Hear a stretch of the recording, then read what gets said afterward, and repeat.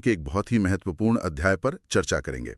अध्याय 3, धातु एवं अधातु। हाँ, ये एनसीईआरटी कक्षा 10 के पाठ्यक्रम पर आधारित है। और हम परीक्षा के लिए जो उपयोगी नोट्स हैं उनको विस्तार से समझेंगे। बिल्कुल। हमारा लक्ष्य इन नोट्स में दी गई हर एक जानकारी को मतलब लाइन दर लाइन पढ़ना और उसे एकदम आसान भाषा में समझना है, ताकि हर कॉन्सेप्ट बिल्कुल साफ हो जाए। हाँ। हम भौतिक और रासायनिक गुणधर्मों से शुरू करेंगे, फिर धातुओं की प्राप्ति और उनके संक्षारण से बचाव तक हर पहलू को क्रम से देखेंगे। ठीक है, तो चलिए शुरू करते हैं धातुओं के भौतिक गुणधर्मों से। जैसा कि हमारे नोट्स में पहली स्लाइड में दिखाया गया है, हम धातुओं के 4 मुख्य भौतिक गुणधर्मों से शुरुआत करेंगे। पहला है धात्विक चमक, जिसे लस्टर भी कहते हैं। इसमें लिखा है, शुद्ध रूप में धातुओं की सतह चमकदार होती है। इस गुण को धात्विक चमक कहते हैं। अच्छा, जैसे सोना या चांदी की जो चमक होती है वो इसी गुण के कारण है। ठीक है। दूसरा गुण है कठोरता या हार्डनेस। नोट्स कहते हैं धातुएं सामान्यतः कठोर होती हैं, हाँ। लेकिन इसमें एक अपवाद भी है। अपवाद? क्षार धातुएं मतलब लिथियम, सोडियम, पोटेशियम इतनी मुलायम होती हैं कि उन्हें चाकू से काटा जा सकता है। हाँ, तो ज्यादातर धातुएं जैसे लोहा, तांबा, ये सब तो बहुत मजबूत और कठोर होते हैं। बिल्कुल। लेकिन सोडियम और पोटेशियम जैसी कुछ धातुएं इतनी नरम है, जैसे पनीर या मक्खन होता है ना, अच्छा, कि उन्हें आसानी से चाकू से काटा जा सकता है। और ये परीक्षा के लिए एक बहुत महत्वपूर्ण अपवाद है। आगे है आघात वर्ध्यता, मैलिबिलिटी। लिखा है, कुछ धातुओं को पीट कर पतली चादर बनाया जा सकता है। इस गुण को आघात वर्ध्यता कहते हैं। और इसका उदाहरण दिया है, सोना तथा चांदी सबसे अधिक आघात वर्ध्य धातुएं हैं। इसका मतलब है कि धातुओं को जब हथौड़े से पीटा जाता है तो वे टूटती नहीं है। अच्छा, बल्कि फैलकर पतली शीट या चादर में बदल जाती हैं। मिठाइयों पर जो चांदी का वर्क लगा होता है ना, हाँ, वो इसी गुण का सबसे अच्छा उदाहरण है। और चौथा गुण है तन्यता मतलब डक्टिलिटी। नोट्स के अनुसार धातु को पतले तार के रूप में खींचने की क्षमता को तन्यता कहते हैं। इसमें एक बहुत दिलचस्प तथ्य है, सोना सबसे अधिक तन्य धातु है। 1 ग्राम सोने से 2 किलोमीटर लंबा तार बनाया जा सकता है। ये धातुओं का वो गुण है जिससे हम उन्हें खींचकर तार बना सकते हैं। जैसे बिजली के तार तांबे के बने होते हैं, हाँ। क्योंकि तांबा एक तन्य धातु है। और सोने की तन्यता तो मतलब कमाल की है, सिर्फ 1 ग्राम सोने से 2 किलोमीटर लंबा तार। सच में हैरान करने वाला है। अब हम धातुओं के कुछ और भौतिक गुणधर्मों पर आते हैं। 5वां गुण है ऊष्मा तथा विद्युत की चालकता। ओके। नोट्स में लिखा है, धातुएं ऊष्मा तथा विद्युत की सुचालक होती हैं। इनका गलनांक बहुत अधिक होता है। इसके सर्वश्रेष्ठ और कुचालक के उदाहरण भी हैं। सर्वश्रेष्ठ चालक सिल्वर तथा कॉपर, कुचालक लेड तथा मरकरी। सुचालक का मतलब है कि धातुएं अपने अंदर से गर्मी यानी ऊष्मा और बिजली यानी विद्युत को आसानी से गुजरने देती हैं। अच्छा, इसीलिए तो खाना पकाने के बर्तन धातु के बने होते हैं और बिजली के तार कॉपर या एल्यूमिनियम के। और चांदी सबसे अच्छी सुचालक है। हाँ, लेकिन महंगी होने के कारण इसका इस्तेमाल कम होता है। इसमें एक और बिंदु है, विद्युत तारों पर पॉलीविनाइल क्लोराइड यानी पीवीसी या रबड़ की परत होती है। ये सुरक्षा के लिए है, क्योंकि धातुएं विद्युत की सुचालक होती हैं तो उन्हें छूने से करंट लग सकता है। सही बात है। पीवीसी या रबड़ जो है वो विद्युत के कुचालक होते हैं, इसीलिए इनकी परत हमें करंट लगने से बचाती है। ठीक है। 6ठा गुण है ध्वनिक या सोनोरस। जो धातुएं किसी कठोर सतह से टकराने पर आवाज उत्पन्न करती हैं, उन्हें ध्वनिक कहते हैं। इसका मतलब है कि धातुओं को जब किसी चीज से टकराया जाता है तो उनमें से एक विशेष गूंजने वाली आवाज निकलती है, जैसे स्कूल की घंटी। बिल्कुल, इसी गुण को ध्वनिक कहते हैं। अब आते हैं सबसे महत्वपूर्ण भाग पर, गुणधर्मों के महत्वपूर्ण अपवाद। ये अक्सर परीक्षाओं में पूछे जाते हैं। हाँ, ये बहुत जरूरी है। पहला, मरकरी यानी पारा, कमरे के ताप पर द्रव अवस्था में पाई जाने वाली एकमात्र धातु। हाँ, सभी धातुएं सामान्य तापमान पर ठोस होती हैं, सिवाय पारे के, जो कि एक तरल मतलब लिक्विड धातु है। ये थर्मोमीटर में इस्तेमाल होता है। दूसरा, गैलियम और सीजियम, इनका गलनांक बहुत कम होता है, हथेली पर रखने पर पिघलने लगती हैं। गलनांक वो तापमान है जिस पर कोई चीज पिघलती है। तो इन धातुओं का गलनांक इतना कम है कि हमारे शरीर की गर्मी से ही ये पिघल जाती हैं। वाह। तीसरा, आयोडीन। अधातु होते हुए भी चमकीला होता है। हाँ, हमने पढ़ा था कि चमकना धातुओं का गुण है, लेकिन आयोडीन एक अधातु है, फिर भी इसमें धातुओं जैसी चमक होती है। ये एक मुख्य अपवाद है। चौथा, कार्बन, एक अधातु जो विभिन्न रूपों में मौजूद है। इसके 2 रूप बताए गए हैं। हीरा, सबसे कठोर प्राकृतिक पदार्थ जिसका गलनांक और क्वथनांक बहुत अधिक है, और ग्रेफाइट जो विद्युत का सुचालक है। ये बहुत दिलचस्प है। कार्बन एक अधातु है, इसका एक रूप हीरा दुनिया का सबसे कठोर पदार्थ है। वहीं इसका दूसरा रूप ग्रेफाइट बहुत मुलायम होता है और अधातु होते हुए भी बिजली का सुचालक है। अच्छा। हाँ, जिसका इस्तेमाल पेंसिल की लेड और बैटरी सेल में होता है। अब हम धातुओं के रासायनिक गुणधर्मों को समझेंगे। पहला है वायु यानी ऑक्सीजन के साथ अभिक्रिया। ठीक है। नोट्स कहते हैं लगभग सभी धातुएं ऑक्सीजन के साथ मिलकर धातु ऑक्साइड बनाती है। इसका एक समीकरण है धातु प्लस ऑक्सीजन इक्वल्स टू धातु ऑक्साइड। उदाहरण है 2Cu plus O2 equals to 2CuO, copper oxide काले रंग का। इसका मतलब है कि जब धातुएं हवा के संपर्क में आती हैं, तो वे हवा की ऑक्सीजन से क्रिया करके एक नई परत बना लेती हैं। अच्छा। जिसे धातु ऑक्साइड कहते हैं। जैसे तांबे के बर्तन पर काले रंग की परत जम जाना। ऑक्साइड की प्रकृति के बारे में लिखा है। धातु ऑक्साइड क्षारकीय प्रकृति के होते हैं। और कुछ जल में घुलकर क्षार बनाते हैं, जैसे Na2O प्लस H2O 2NaOH। यानी ज्यादातर धातु ऑक्साइड का स्वभाव क्षारीय मतलब बेसिक होता है। जब इन्हें पानी में घोला जाता है तो ये क्षार बना देते हैं।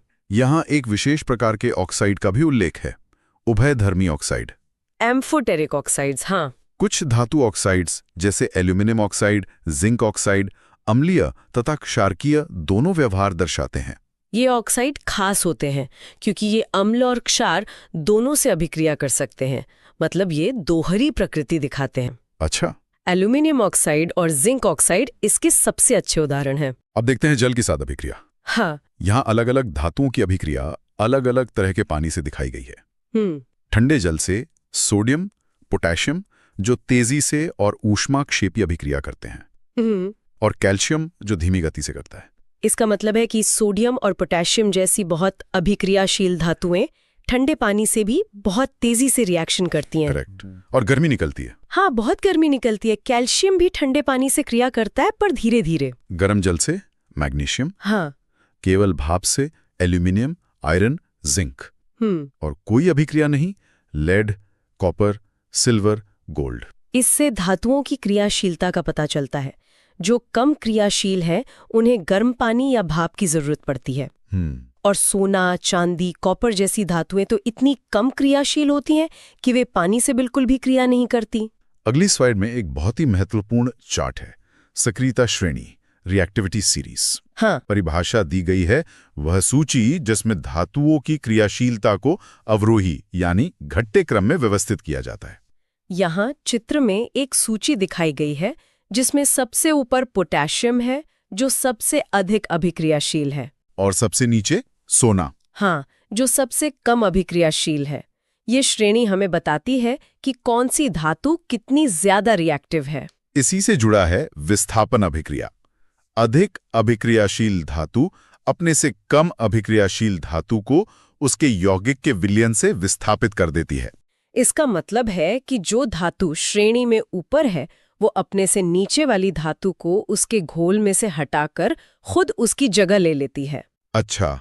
जैसे अगर लोहे की कील को कॉपर सल्फेट के नीले घोल में डाला जाए तो लोहा कॉपर को हटा देता है और घोल का रंग हरा हो जाता है। अब देखते हैं अम्लों के साथ अभिक्रिया। धातुएं तनु अम्ल से अभिक्रिया कर लवण तथा हाइड्रोजन गैस बनाती हैं। सूत्र है धातु प्लस तनु अम्ल लवण प्लस हाइड्रोजन है तो एक नमक यानी लवण बनता है और हाइड्रोजन गैस निकलती है। इसमें HNO3 के साथ विशेष स्थिति बताई गई है।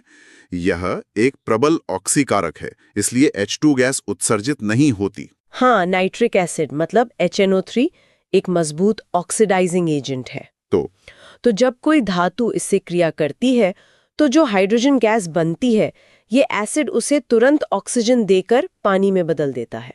अच्छा, तो हाइड्रोजन गैस बाहर ही नहीं आ पाती? बिल्कुल, इसलिए वो उत्सर्जित नहीं होती। इसका भी एक अपवाद है।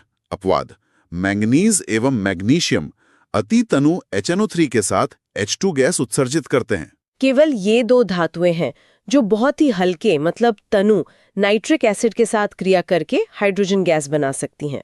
अब हम बात करेंगे आयनिक यौगिक की। परिभाषा है, धातु से अधातु में इलेक्ट्रॉनों के स्थानांतरण से बने यौगिकों को आयनिक यौगिक कहा जाता है। इसका मतलब है कि जब एक धातु अपना इलेक्ट्रॉन एक अधातु को दे देती है तो उनके बीच एक मजबूत बंधन बन जाता है और इससे जो नया कंपाउंड बनता है उसे आयोनिक यौगिक कहते हैं। इसके निर्माण की प्रक्रिया बताई गई है। चित्र में सोडियम और क्लोरीन का उदाहरण है। हाँ, धातु इलेक्ट्रॉन त्याग कर धनायन बनाते हैं, जैसे Na+E-। आधातु इलेक्ट्रॉन ग्रहण कर ऋणायन बनाते हैं, जैसे Cl+E- is equal to Cl-। चित्र में दिखाया गया है कि सोडियम के बाहरी कक्ष में एक इलेक्ट्रॉन है जिसे वो आसानी से त्याग देता है और पॉजिटिव चार्ज वाला आयन बन जाता है। हाँ, धन आयन। और क्लोरीन के बाहरी कक्ष में 7 इलेक्ट्रॉन है, उसे एक की जरूरत है, तो वो सोडियम का इलेक्ट्रॉन लेकर नेगेटिव चार्ज वाला आयन यानी ऋणायन बन जाता है। विपरीत आवेशित आयन मजबूत स्थिर वैद्युत बल द्वारा बंधकर यौगिक बनाते हैं। तो ये प्लस और माइनस चार्ज एक दूसरे को मजबूती से खींचते हैं और सोडियम क्लोराइड NaCl यानी हमारा साधारण नमक बन जाता है। अब देखते हैं आयोनिक यौगिकों के गुणधर्म। ठीक है। पहला, भौतिक प्रकृति, ठोस व कठोर, सामान्यतः भंगुर। दूसरा, गलनांक एवं क्वथनांक बहुत अधिक होते हैं। ये यौगिक ठोस और कठोर होते हैं क्योंकि इनके आयनों के बीच बहुत मजबूत आकर्षण बल होता है। लेकिन दबाव डालने पर ये टूट जाते हैं यानी भंगुर होते हैं और इसी मजबूत बल के कारण इन्हें पिघलाने या उबालने के लिए बहुत ज्यादा ऊर्जा लगती है। तीसरा गुण, घुलनशीलता, जल में घुलनशील परंतु पेट्रोल केरोसिन में अघुलनशील। और चौथा, विद्युत चालकता, ठोस अवस्था में कुचालक परंतु गलित या जलीय विलयन में सुचालक। हाँ, ये पानी में आसानी से घुल जाते हैं लेकिन पेट्रोल जैसे ऑर्गेनिक सॉल्वेंट्स में नहीं। और विद्युत चालकता वाली बात, वो एक बहुत जरूरी बात है। ठोस नमक में से बिजली पास नहीं हो सकती क्योंकि आयन बंधे होते हैं, हिल नहीं सकते। अच्छा। लेकिन जब नमक को पिघला दिया जाए या पानी में घोल दिया जाए तो आयन आजाद हो जाते हैं और घूमने लगते हैं, जिससे वे बिजली का संचालन कर पाते हैं। अगला विषय है धातुओं की प्राप्ति। इसमें कुछ प्रमुख परिभाषाएं हैं, खनिज, अयस्क और गैंग। सरल भाषा में जमीन से जो भी चीज निकलती है वो खनिज है। ठीक है। लेकिन अगर किसी खनिज में से धातु निकालना आसान और फायदेमंद हो तो उसे अयस्क कहते हैं। और गैंग? अयस्क के साथ जो फालतू की मिट्टी पत्थर जैसी गंदगी होती है उसे गैंग कहते हैं। यहाँ अयस्क से धातु निष्कर्षण के चरण का एक फ्लो चार्ट दिया गया है। हाँ, इस चार्ट में दिखाया गया है कि अयस्क से धातु निकालने की प्रक्रिया को 3 हिस्सों में बांटा गया है। क्रियाशीलता के आधार पर? बिल्कुल। उच्च अभिक्रियाशील, मध्यम अभिक्रियाशील और निम्न अभिक्रियाशील धातुओं के लिए अलग अलग तरीके हैं। तो उच्च अभिक्रियाशील धातुओं के लिए? उनके लिए उनके गलित अयस्क का विद्युत अपघटन करके उन्हें शुद्ध किया जाता है। और मध्यम? मध्यम अभिक्रियाशील धातुओं के अयस्क ज्यादातर कार्बोनेट या सल्फाइड के रूप में मिलते हैं। उन्हें पहले ऑक्साइड में बदला जाता है और फिर उनका अपचयन किया जाता है। और निम्न अभिक्रियाशील? वो ज्यादातर शुद्ध रूप में मिलती हैं, उन्हें बस थोड़ा सा परिष्करण करना पड़ता है। चलिए, अब हम मध्यम अभिक्रियाशील धातुओं के निष्कर्षण की प्रक्रियाओं को विस्तार से देखते हैं। ठीक है। पहली है भर्जन, रोस्टिंग। परिभाषा, सल्फाइड अयस्क को वायु की उपस्थिति में अधिक ताप पर गर्म करके ऑक्साइड में बदलना। भर्जन प्रक्रिया सल्फाइड अयस्कों के लिए होती है। इसमें अयस्क को हवा की मौजूदगी में बहुत तेज गर्म किया जाता है ताकि सल्फाइड ऑक्साइड में बदल जाए। दूसरी है निस्तापन, कैल्सिनेशन। परिभाषा, कार्बोरेट अयस्क को सीमित वायु में अधिक ताप पर गर्म करके ऑक्साइड में बदलना। निस्तापन प्रक्रिया कार्बोनेट अयस्कों के लिए है। इसमें अयस्क को कम हवा या बिना हवा के गर्म किया जाता है, जिससे कार्बोनेट ऑक्साइड में बदल जाता है। इसके बाद है अपचयन, रिडक्शन। परिभाषा, कार्बन जैसे अपचायक का उपयोग कर धातु ऑक्साइड से धातु प्राप्त करना। जब हमें धातु का ऑक्साइड मिल जाता है तो उसमें से ऑक्सीजन को हटाने के लिए हम कार्बन का इस्तेमाल करते हैं। अच्छा। कार्बन ऑक्सीजन को अपने साथ ले जाता है और हमें शुद्ध धातु मिल जाती है। अब है धातुओं का परिष्करण, विद्युत अपघटनी परिष्करण। यहाँ एक चित्र है जिसमें एक टैंक, 2 रॉड, एनोड और कैथोड और एक विलयन दिखाया गया है। प्रक्रिया का वर्णन है। धारा प्रवाहित करने पर अशुद्ध धातु एनोड से घुलकर विलयन में जाती है और उतनी ही शुद्ध धातु कैथोड पर जमा हो जाती है। ये धातु को बिल्कुल शुद्ध करने का तरीका है। इसमें हम अशुद्ध धातु की एक मोटी रॉड लेते हैं, वो एनोड बनती है, और शुद्ध धातु की एक पतली पट्टी, वो कैथोड बनती है। ठीक है। जब बिजली पास की जाती है तो अशुद्ध रॉड से शुद्ध धातु निकलकर विलयन में घुलती है और फिर पतली वाली शुद्ध पट्टी पर जाके जमा हो जाती है। और अशुद्धियां? जो गंदगी होती है वो नीचे एनोड पंख के रूप में इकट्ठा हो जाती है। हमारा अगला विषय है संक्षारण, कोरोजन। जब कोई धातु अपने आसपास अम्ल, आर्द्रता आदि के संपर्क में आती है तब यह संक्षारित हो जाती है। उदाहरण है लोहे पर जंग लगना, चांदी का काला होना, कॉपर पर हरी परत। सरल शब्दों में, जब धातुएं नमी और हवा के संपर्क में आती हैं तो वे धीरे धीरे खराब होने लगती हैं। अच्छा। इसी प्रक्रिया को संक्षारण कहते हैं। लोहे में जंग लगना इसका सबसे आम उदाहरण है। तो संक्षारण से सुरक्षा कैसे की जाए?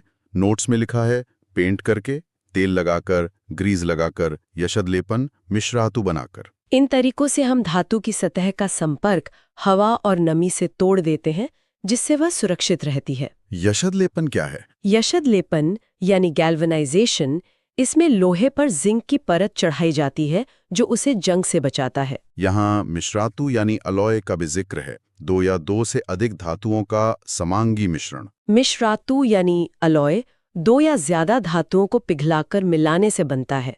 इससे धातुओं के गुण बेहतर हो जाते हैं। टेबल में कुछ उदाहरण हैं: इस्पात, स्टेनलेस स्टील, पीतल, कांसा, सोल्डर, अमलगम। जैसे कि स्टेनलेस स्टील जो लोहा, निकल और क्रोमियम से मिलकर बनता है, ये साधारण लोहे से ज्यादा मजबूत होता है और इसमें जंग भी नहीं लगता। हाँ। इसी तरह पीतल और कांसा भी बहुत उपयोगी मिश्रातु हैं। अंत में कुछ बहुत ही रोचक विशेष तथ्य दिए गए हैं। अच्छा? पहला है एक्वा रेजिया। ये 3:1 के अनुपात में सांद्र हाइड्रोक्लोरिक अम्ल एवं सांद्र नाइट्रिक अम्ल का ताजा मिश्रण है। यह सोना और प्लैटिनम को गला सकता है। ये एक बहुत ही शक्तिशाली एसिड का मिश्रण है, जिसे रॉयल वाटर भी कहते हैं। Royal water? हाँ, क्योंकि ये सोना और प्लैटिनम जैसी कीमती धातुओं को भी अपने अंदर घोल सकता है। दूसरा है एनोडीकरण। एल्यूमिनियम पर ऑक्साइड की मोटी परत बनाने की प्रक्रिया। यह परत एल्यूमिनियम को संक्षारण से बचाती है। यह एल्यूमिनियम को जंग से बचाने का एक तरीका है। इसमें विद्युत अपघटन द्वारा एल्यूमिनियम की सतह पर ऑक्साइड की एक मोटी और मजबूत परत बना दी जाती है। और तीसरा, और शायद सबसे आश्चर्यजनक, दिल्ली का लौह स्तंभ। हाँ, ये तो कमाल है। कुतुब मीनार के निकट स्थित लगभग 1600 वर्ष पुराना, भारतीय लौह कर्मियों द्वारा निर्मित, इसमें आज तक जंग नहीं लगा है। यह भारतीय धातु विज्ञान का एक अद्भुत नमूना है। 1600 साल से खुले में खड़े होने के बावजूद इस लोहे के खंभे पर आज तक जंग नहीं लगा है। 1600 साल? हाँ, यह दिखाता है कि उस समय के कारीगरों के पास धातु का कितना उन्नत ज्ञान था। तो ये थी हमारी आज की चर्चा, अध्याय धातु एवं अधातु पर। हमने धातुओं के गुणों से लेकर उनके निष्कर्षण और सुरक्षा तक हर महत्वपूर्ण बिंदु को समझने की कोशिश की। और हमने देखा कि कैसे अपवाद अक्सर नियमों से ज्यादा महत्वपूर्ण होते हैं और कैसे प्राचीन भारतीय विज्ञान आज भी हमें चकित कर सकता है। बिल्कुल। और इसी बात पर हम अपने श्रोताओं के लिए एक सवाल छोड़ जाते हैं। हमने दिल्ली के लौह स्तंभ की बात की, जो 1600 साल से जंग मुक्त है। आज की आधुनिक तकनीक के बावजूद हम ऐसा लोहा आसानी से नहीं बना पाते। सोचने वाली बात है, उस समय के कारीगरों ने ऐसी कौन सी तकनीक या मिश्रण का इस्तेमाल किया होगा जो इस स्तंभ को आज भी सुरक्षित रखे हुए। अगर आप सभी सब्जेक्ट्स के नोट्स चाहते हैं तो वीडियो के डिस्क्रिप्शन बॉक्स को जरूर चेक करें।